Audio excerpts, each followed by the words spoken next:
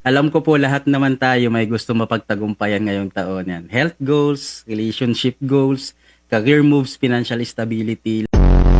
Kahit planado, naka-layout, naka-vision board at naka-New Year's resolution pa nga, may mga laban talagang hindi natin kayang harapin mag-isa. Hindi sapat ang galing, hindi sapat ang strategy. Kailangan namin ang grace ni Lord. Ayan, yan. Mga kapanalig at kagabay, as we start or continue rather this brand new year, ang ating pagninilayan is ano ang tagumpay o kagalingan na kailangan mo na mula sa Panginoon.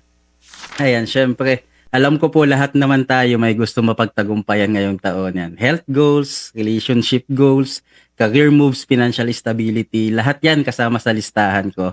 And maybe most of us siguro, tama po ba? At kahit planado, naka-layout, naka-vision board at naka-New Year's resolution pa nga, may mga laban talagang hindi natin kayang harapin mag-isa.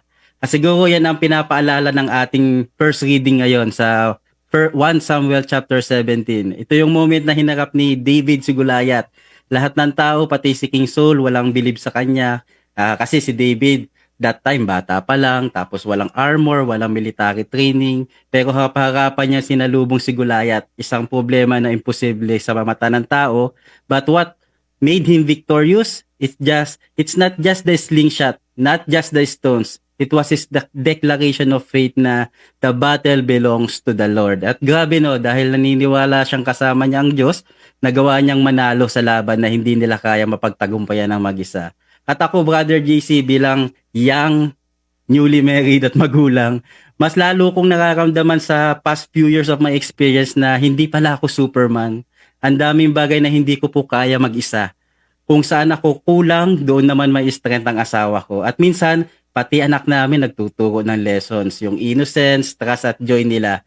Totoo nga, kasi sabi nila, family is a gift God gives so we don't fight alone. Sa finances naman, ako, lagi kaming challenge to budget, to save, to plan. Pero hindi namin namamalayan, may mga unexpected blessing na dumarating, parang slingshot moments. Yung small tools, small graces, pero ang laki ng nagagawa. And now, as we enter this new year, syempre gusto ko rin pong manalo sa mga goals ko. Pero habang nagpaplano kami mag-asawa, nare-remind ako, hindi sapat ang galing, hindi sapat ang strategy. Kailangan namin ang grace ni Lord yan. Kailangan ng guidance para hindi ma-distract, discipline para makafocus, humility para magpatulong and openness to new opportunities or even God's redirection.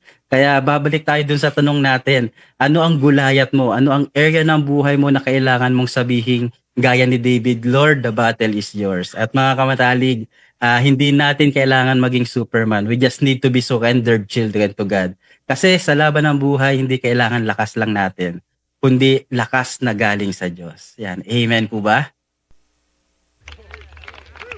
Amen. Ako, Brother Mark, maraming salamat sa iyong pagbabahagi and definitely, yung ating Thank you. mga kapatid, brothers and sisters, they're also inspired, no? By what you're sharing with us. Sakto naman talaga, no? Importante na yung ating mga laban sa buhay ay talagang idinudulog natin sa Panginoon Diyos. No? Of course, Yes. thank you so much. No? At alam mo, speaking of tagumpay, dito sa ating question nga, no? We want to invite everyone again. Ano ang tagumpay o kagalingan na kailangan mo na mula sa Panginoon?